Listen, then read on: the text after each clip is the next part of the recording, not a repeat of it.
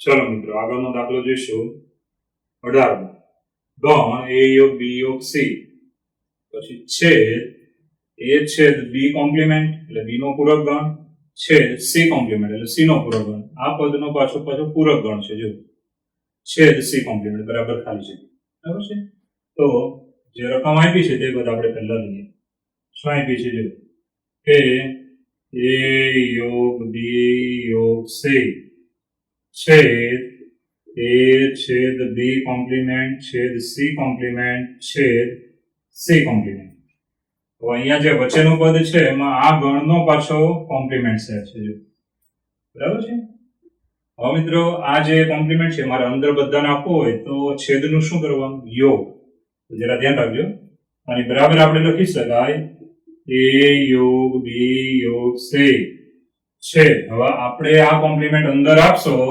એટલે છેદની જગ્યાએ આપણે લખવાનું યોગ ચાલો પહેલા પદને કોમ્પ્લિમેન્ટ આપીએ છેદ b કોમ્પ્લિમેન્ટ નો કોમ્પ્લિમેન્ટ એટલે b પૂરક નો પૂરક ચાલો છેદ c કોમ્પ્લિમેન્ટ નો કોમ્પ્લિમેન્ટ ચાલો છેલ્લો જેમ છે તેમ આવી કોમ્પ્લિમેન્ટ અંદર ત્રણે ત્રણને આપી દીધો છેદનું શું લખવાનું ધ્યાન આપજો છેદનું શું લખવાનું યોગ એટલે અહીંયા હું યોગ કરું છું ધ્યાન યોગ ઓકે છેદ એની જગ્યાએ શું લખવાનું યોગ ચાલો મિત્રો હવે આગળ વધીએ હવે કોમ્પ્લિમેન્ટ જો બે વખત હોય તો ગણ પોતે જ આવે પૂરક નો પૂરક એટલે ગણ પોતે અહીંયા આવશે ઇઝ ઇક્વલ ટુ a યોગ b યોગ c છેદ a કોમ્પ્લિમેન્ટ યોગ b યોગ c છેદ c કોમ્પ્લિમેન્ટ પૂરક નો પૂરક એટલે ગણ પોતે ગણ c છે એનો પૂરક નો પૂરક એટલે ગણ c પોતે હવે મિત્રો આગળ વધીએ તો હવે તમે આમાં જોશો ને તો આટલું પદ સરખું દેખાય તમને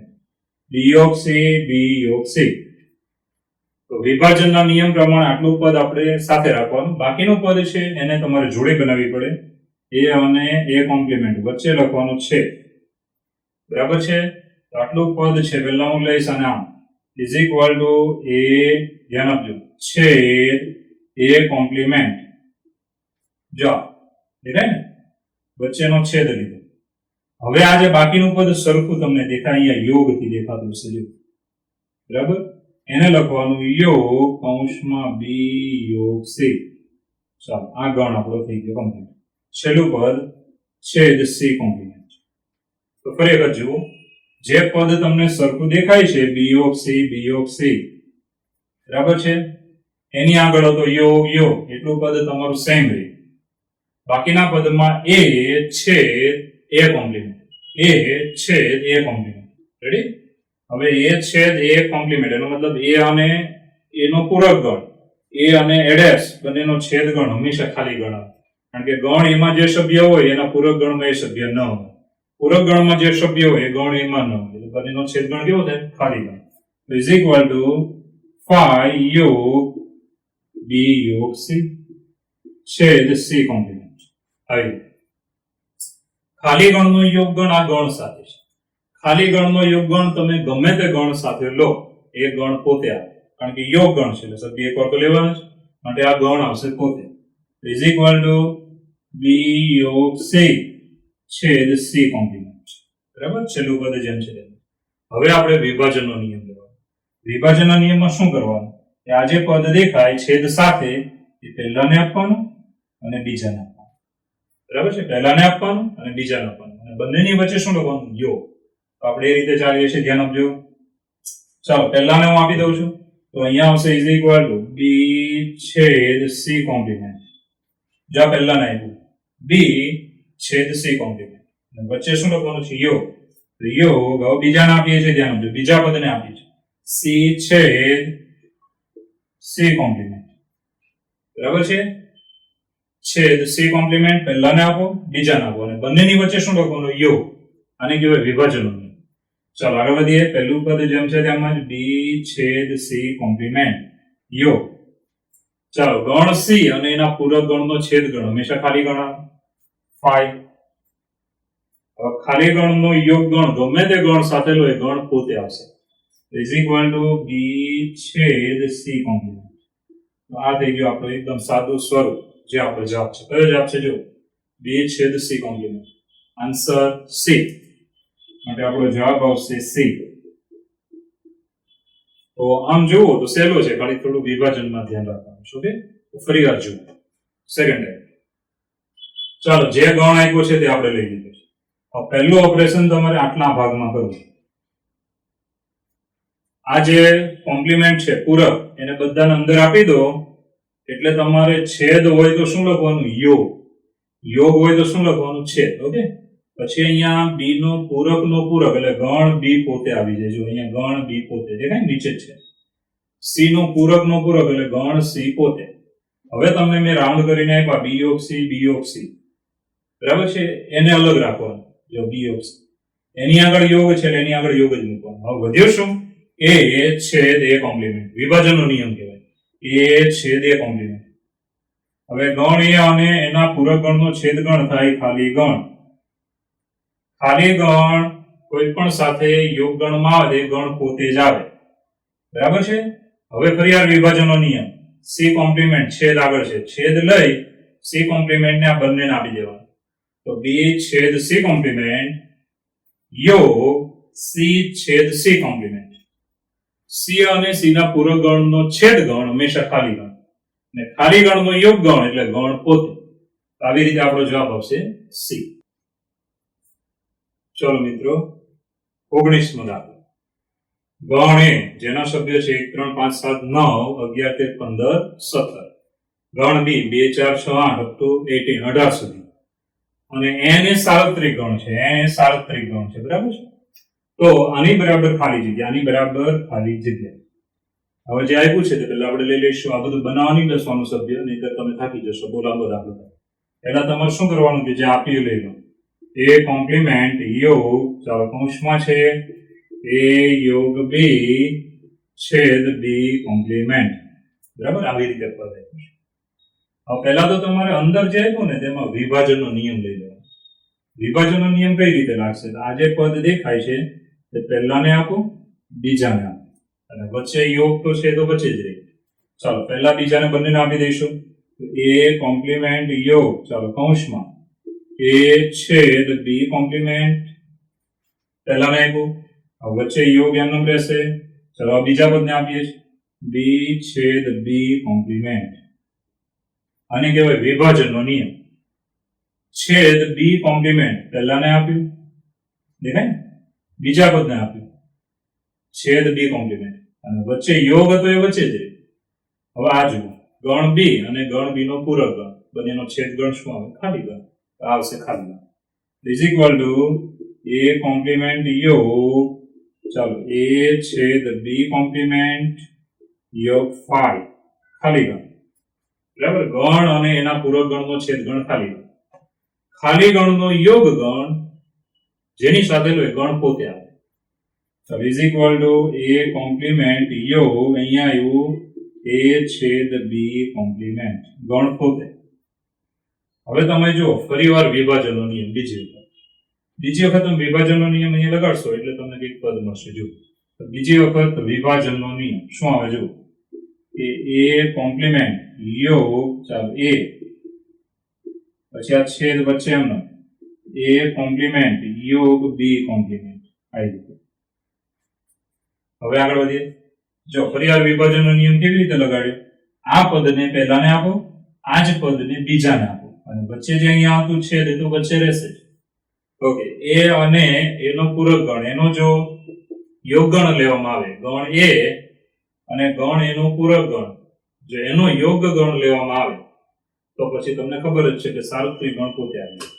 ગણ એ અને ગણ એનો પૂરક ગણ એટલે 12 નો ભાગ, બંનેનો યોગ ગણ લઈએ તો સાર્વત્રિક ગણ આવે. સાર્વત્રિક ગણ કોણ છે? તો પ્રાકૃતિક સંખ્યા ગણ એ. આની બરાબર છે. તો આ બાજુ જુઓ, આ જે પદ છે એમાં તમે વિચાર કરો, એ કોમ્પ્લિમેન્ટ યોગ બી કોમ્પ્લિમેન્ટ. હવે એ અને બી બંનેનો કોમ્પ્લિમેન્ટ છે. હવે ગણ એ ધ્યાન આપજો, એનો પૂરક ગણ એટલે એના સિવાયની સંખ્યાઓ.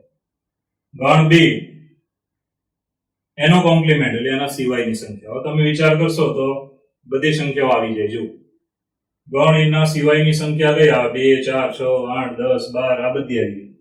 પછી આના સિવાયની સંખ્યા કઈ આવે? 1 3 5 7 એ બધી આવી ગઈ.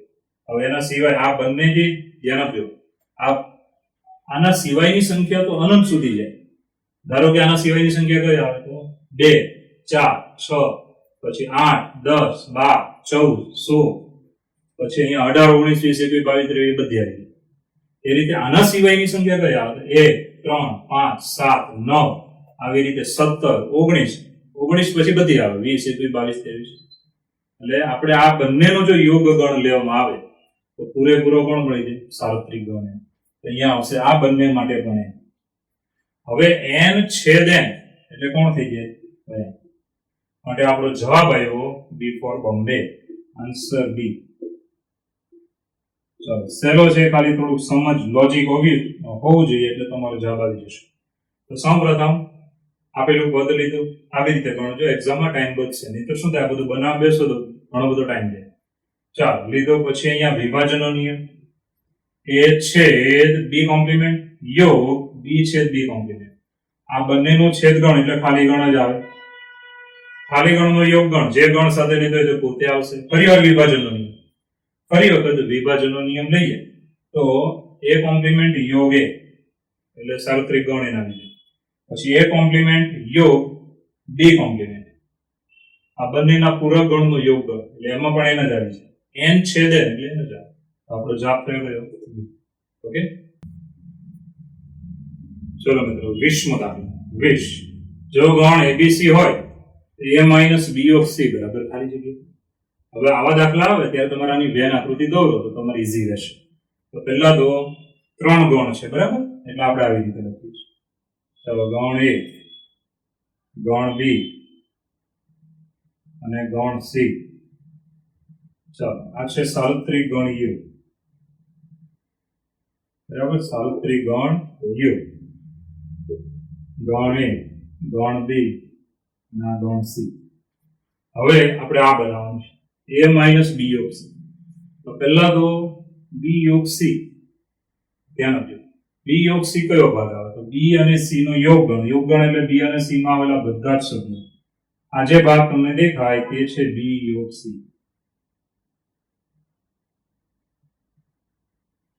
ચાલો આ જે ભાગ આપણે જોયો તે છે b યોગ c. તમારે શું કરવાનું છે? તો ગણ a માંથી b યોગ c બાદ કરવાનું છે. આ ડેશ કરેલો ભાગ જો ગણ a માંથી કાઢી નાખશો તો આટલો ભાગ વધે. દેખાય ને? આ ભાગ કયો છે? તો a, ધ્યાન આપજો, આ ભાગ છે a માઇનસ b યોગ c. ગણ a માંથી આ b યોગ c વાળો આપણે કાઢી નાખ્યો. વધેલો ભાગ તમે જુઓ. હવે આપણે એવું વિચારવાનું કે ઓપ્શનમાં કયા ઓપ્શનનો જવાબ આ ભાગ આવે છે? ડોટ કરેલો ભાગ આવે.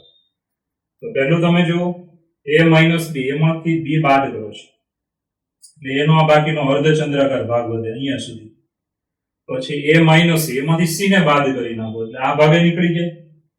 બંનેનો યોગગણ, હવે બંનેનો યોગગણ લેશો તો પાછા અડધા અડધા ભાગ હોય ત્યાં આવી જાય. એટલે આ પહેલો જવાબ તો શક્ય નથી. તો બંનેનો શું લેવો પડે? છેદગણ લેવો પડે. કઈ રીતે? આમ વિચારો. તો તમારે આવું વિચારવાનું છે, ધ્યાન આપજો. કે પહેલા તો ફરી વખત તમે જોશો તો આપણી પાસે આપણે આકૃતિમાં આવું વિચારી શકાય. ચાલો સાર્વત્રિક ગણ u, આ abc. પહેલા હું બનાવીશ a minus b. a minus b બનાવો એટલે શું આવે? a માઇનસ b એટલે આટલો ભાગ આવે, એમાંથી b ને બાદ કરવાનો. એટલે b ના છેદ સાથેના સભ્યો નહીં લેવાના. આ a માંથી b ને મેં બાદ કર્યો. આ આપણો ગણ છે a માઇનસ b. રેડી? હવે મિત્રો આગળ વધીએ ફરીવાર. ચાલો 3 ગણ સાર્વત્રિક ગણ u, 3 ગણ છે આપણા abc. હવે આપણે લઈશું, ધ્યાન આપજો, હવે આપણે લઈએ છીએ a માઇનસ c. a માંથી c ને બાદ કરવાનો. કેટલો ભાગ વધે? એમાંથી જો તમે c ને બાદ કરશો તો ભાગ વધશે c સાથેના છેદગણ સિવાય. c ની સાથે છેદે તે જ ભાગ નહીં લેવાનો, બાકી બધું. આ ભાગ આપણને મળ્યો, ધ્યાન આપજો, a માઇનસ c. હવે તમે જુઓ a માઇનસ b આટલો ભાગ, a માઇનસ સી આટલો ભાગ. તો બંનેનો હું છેદગણ લઉં, છેદગણ, તો છેદગણમાં કેટલો ભાગ આવે? બંનેમાં હોય તેવો ભાગ લેવાનો. તો આ જે ખાનું છે તે ખાલી છે, આ ભરેલું છે. આમાં જો આ ખાલી છે, પેલું ભરેલું છે, એટલે એ બંને ભાગ નો આવે, કારણ કે આમાં નથી, આમાં છે. પછી આમાં જો આમાં નથી, આમાં છે. છેદમાં કેવું લેવાનું? બંનેમાં હોય તેવું. તો બંનેમાં કેટલો ભાગ છે? તો બંનેનો ભાગ આપણે અલગ કરીએ તો આટલો ભાગ આવે છે. ધ્યાન આપજો, બંનેનો ભાગ આટલો આવશે. જે આ ડાર્ક કરું છું તે તમારે જોવાનું, બરાબર છે? આમાં પણ જુઓ, ચાલો આટલો ભાગ બંનેનો છેદગણ કહેવાય, બરાબર છે? એને અલગ કલરથી દેખાડીએ તો આટલો ભાગ આવશે. ધ્યાન આપજો, ડોટ કરું છું તે જોયું, બરાબર છે? આ ખાલી એક ખાનું જ ના આવે, આમાં પણ પેલું ખાનું નહીં આવે. જો ડોટ કરેલો ભાગ જો, જે બંનેનો છેદગણ કહેવાય. છેદ એટલે બંનેમાં છે. જ્યારે તમે આ ભાગ જોશો ને, ડેશ કરેલો નીચેનો, એ અહીંયા નથી.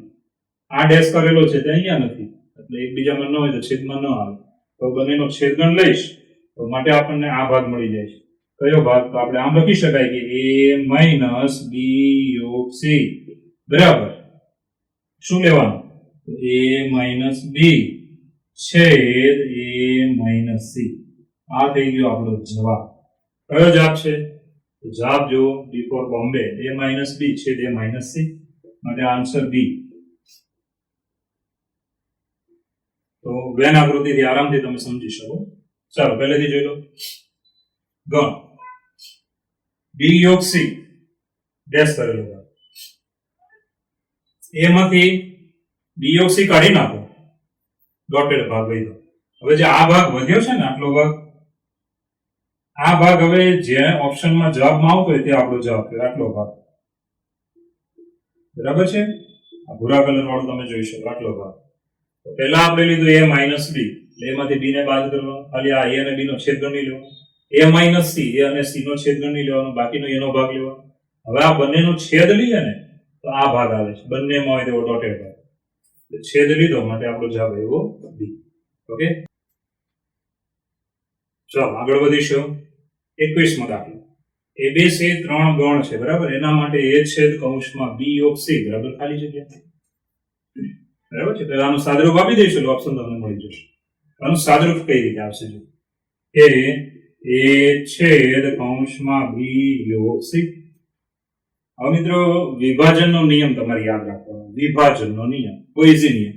આ પદ છે, ધ્યાન આપજો, છેદ સાથે પહેલાને આપો, બીજાને આપો, છેદ સાથે. તો વિભાજનનો નિયમ લગાડીએ તો a છેદ પહેલાને એટલે b ને આપવાનો, બરાબર છે? પછી a છેદ, ચાલો બીજાને આપીએ, c ને આપીએ. હવે અહીંયા વચ્ચે કઈ નિશાની હતી? યોગ, તે વચ્ચે યોગ લખવાનું, ધ્યાન આપજો, યોગ. એટલે a છેદ b યોગ a છેદ c. કયો જવાબ આવે? જુઓ, a છેદ b યોગ a છેદ c. આપણો આન્સર છે બી ફોર બોમ્બે. ખાલી વિભાજનનો નિયમ છે, બીજું કઈ આમાં છે નહીં. પહેલાને આપો, બીજાને આપો, વચ્ચે યોગ એમનો જ રહેશે, માટે જવાબ આવશે. ઓકે, ચલો મિત્રો 22મો દાખલો. સિંગલ લાઈન શું રકમ આપી છે? જુઓ, તો આપણને 4 ગણ આપ્યા છે. પહેલો ગણ x ત્યાં axis belongs to i. આ એટલે પૂર્ણાંકો, પૂર્ણાંક સંખ્યા ગણ. કયો? આપણે જાણીએ છીએ z, બરાબર? અંગ્રેજીમાં કહેવાય ઇન્ટીજર, ઇન્ટીજર, INTEGER. શું કહેવાય? ઇન્ટીજર, બરાબર છે? પૂર્ણાંક સંખ્યા ગણ z. રેડી? હવે મિત્રો આગળ વધીએ તો શું કીધું છે? -2 અને -2 થી મોટો પૂર્ણાંક હોવો જોઈએ, 2 અને 2 થી નાનો હોવો જોઈએ. એટલે તમને આવડી જાય મગજમાં કે ભાઈ -2, -1, 0, 1, 2.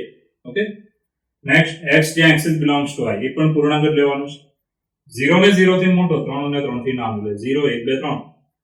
ચાલો axis belongs to n, 1 અને 1 થી મોટો, 2 અને 2 થી નાનો, તો ખાલી 1 અને 2 જ આવે. ચાલો 2 ક્રમયુક્ત જોડ xy, આને કહેવાય ક્રમયુક્ત જોડ xy. પહેલો x છે, બીજો y આવે. આ ક્રમયુક્ત જોડના ઘટકો છે પ્રાકૃતિક છે, એટલે x પ્રાકૃતિક, y પણ પ્રાકૃતિક, બરાબર? આને બોલવાનું n cross n, n cross n, જેને કાર્તેજીય ગુણાકાર કહેવાય, બરાબર? નેક્સ્ટ ચેપ્ટરમાં ટોપિક આવશે. ક્રોસ એટલે કાર્તેજીય ગુણાકાર. x અને y નો સરવાળો કેટલો થવો જોઈએ? 8. તો તમે વિચારી શકો, પ્રાકૃતિક લઈને 8 કરવાના છે, તો 1 7, 2 6 3 5 4 4 5 3 6 2 7 1 આટલી જોડ આવશે, આટલી જોડ આવે. બરાબર. હવે જોઈએ આપણી પાસે ઓપ્શનમાં શું માંગ્યું છે કે બી યોગ સી ની સભ્ય સંખ્યા, નંબર ઓફ બી યોગ સી, બી યોગ સી ની સભ્ય સંખ્યા 5, ગણ ડી માં સભ્ય સંખ્યા 6, એ યોગ બી યોગ સી ની સભ્ય સંખ્યા 5. બરાબર છે. જોઈએ કોના કેટલા સભ્ય આવે. આપેલા ગણને આપણે યાદીની રીતે સીધા લખી દેવાના કે ગણ એમાં કયા કયા સભ્ય આવશે. તો પૂર્ણાંકો લેવાના છે -2 થી 2 સુધીના. તો -2 પછી -1 0 1 2. બરાબર છે. -2 થી 2 સુધીના પૂર્ણાંકો. આમાં જો પૂર્ણાંકો લેવાના છે, આ એટલે ઇન્ટીજર પૂર્ણાંક 0 થી 3 સુધી. તો ગણ બી માં આવશે 0 1 2 ને 3. આવી. ચલો ગણ સી જુઓ. ગણ સી માં પ્રાકૃતિક સંખ્યા લેવાની છે. આમાં હવે તે રીતે 1 અને 1 થી મોટી, 2 અને 2 થી નાની, એટલે 2 જ આવશે. 1 2. ચલો 1 2. ચલો ગણ ડી માં તમારે ક્રમયુક્ત જોડ લખવાની. xy એવા લેવાના કે આનો સરવાળો કેટલો થાય 8. તો હમણાં જ મેં કીધું 1 7 એટલે 8, 2 પછી 6 એટલે 8 થાય. એ રીતે 3 5 આવી રીતે ચાલ્યા કરવાનું. અહીંયા આવશે, ધ્યાન આપજો. પહેલા લઈએ છીએ 1 7, x બરાબર 1, y બરાબર 7. ચલો 2 6 પછી 3 5 પછી 4 4 પછી 5 3 8 થવા જોઈએ, ધ્યાન રાખજો. 6 2 7 1. ચલો એકવાર ચેક કરી લઈએ. 1 ને 7 8, 2 ને 6 8, 3 ને 5 8, 4 ને 4 8, 5 ને 3 8, 6 ને 2 8, 7 ને 8. ઓકે. ચલો ચારે ચાર ગણને આપણે યાદીની રીતે લખી દીધા. હવે ઓપ્શન પ્રમાણે ચાલવાનું. તો ગણ ડી માં સભ્ય સંખ્યા 6, બીજો ઓપ્શન જુઓ 6. આ જોવાનું 1 2 3 4 5 6 7, 7 સભ્ય છે. એટલે આ ઓપ્શન નથી. ચાલો આ ઓપ્શન નથી. રેડી. હવે આ પહેલો બનાવવાનો બી યોગ સી પહેલા લઈશું. ચાલો બી યોગ સી. બી અને સી નો યોગગણ લઈએ તો કેટલા સભ્ય આવે? 0 1 2 3.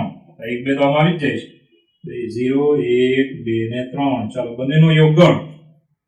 તો આના સભ્ય સંખ્યા કેટલી થાય? માટે નંબર ઓફ બી યોગ સી, બી યોગ સી ની સભ્ય સંખ્યા 1 2 3 4. તો ટોટલ 4 થયા. અહીંયા કેટલા આવ્યા છે? 5. માટે આ જવાબ બી નથી.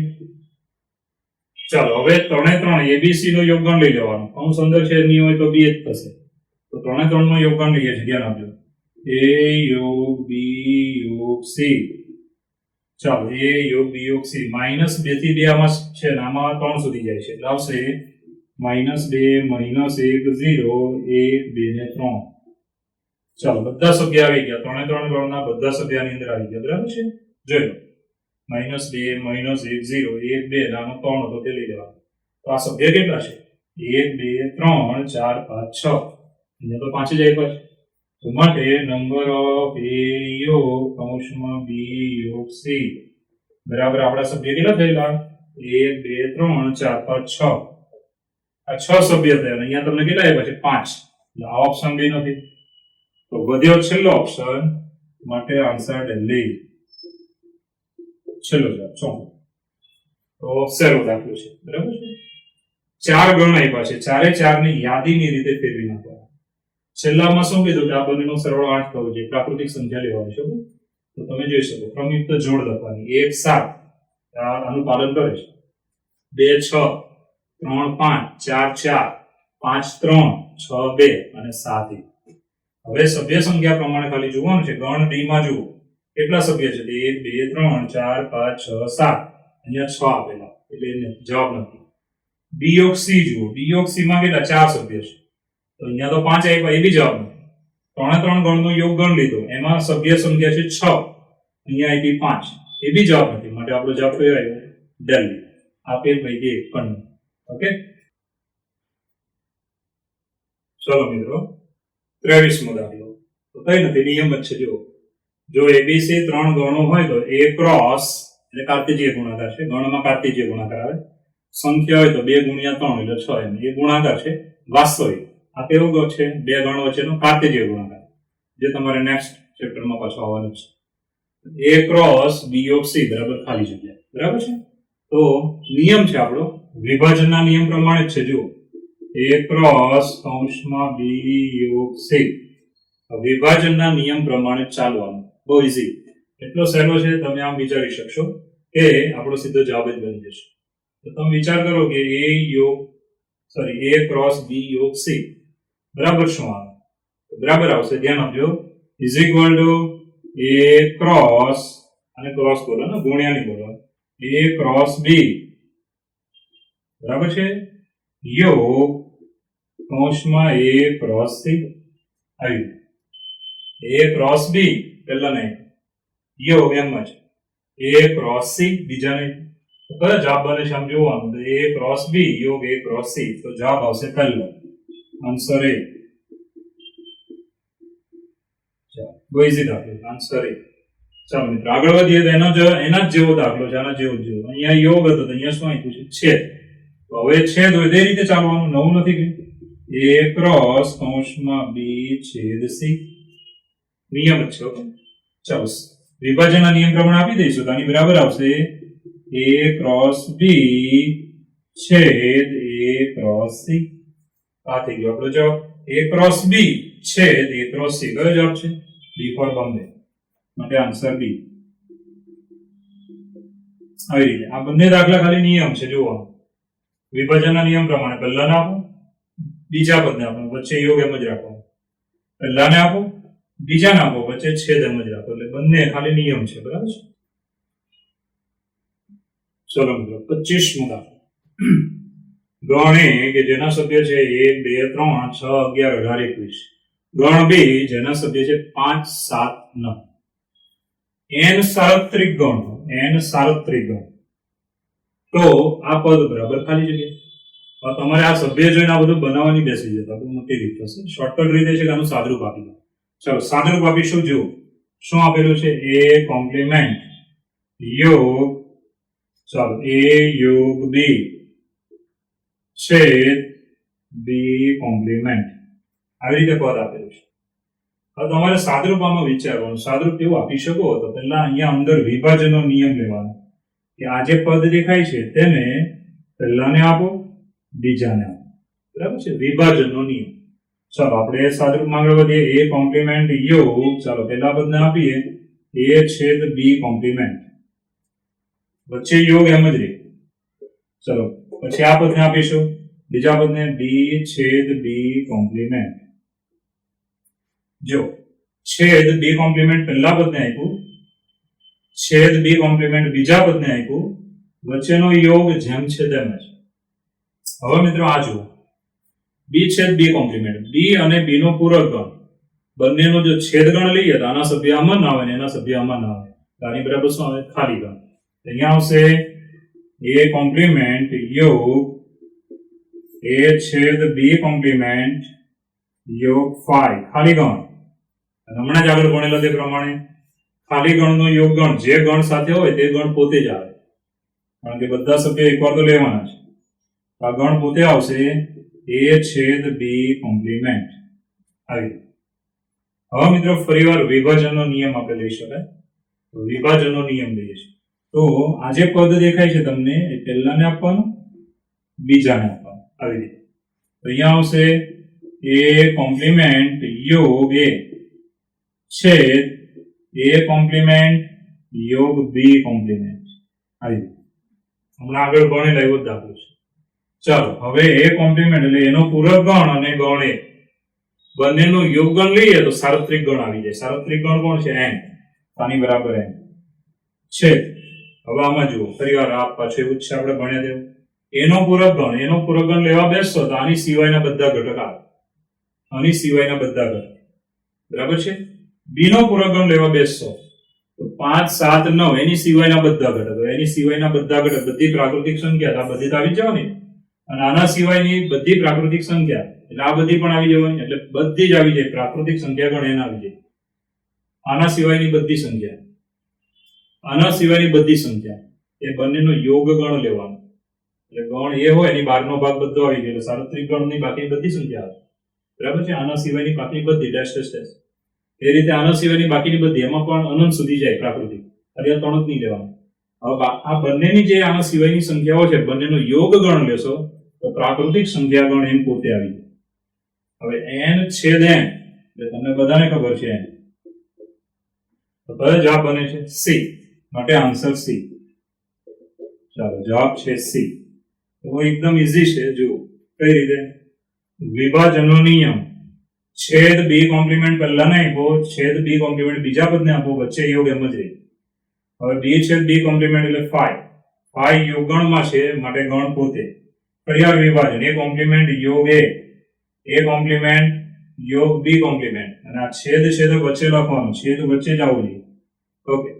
હવે આની બરાબર n ગણ અને એનો પૂરક ગણનો યોગ ગણ સાર્વત્રિક ગણ આવે n છે. એની સિવાયના સભ્યો એટલે એનો પૂરક ગણ, બી ની સિવાયના સભ્યો બી નો પૂરક ગણ, બંનેનો જો યોગ ગણ લેશો એટલે સાર્વત્રિક ગણ પોતે આવી જાય. n છેદ n એટલે કોણ આવે? n જ આવશે. ઓકે.